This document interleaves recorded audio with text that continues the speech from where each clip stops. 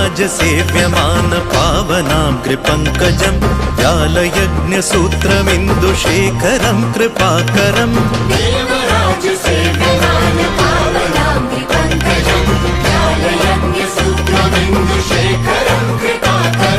नारदादियोगिवृन्दवन्दितं दिगम्बरं काशिकापुराधिनाथ कालभैरवं भजे।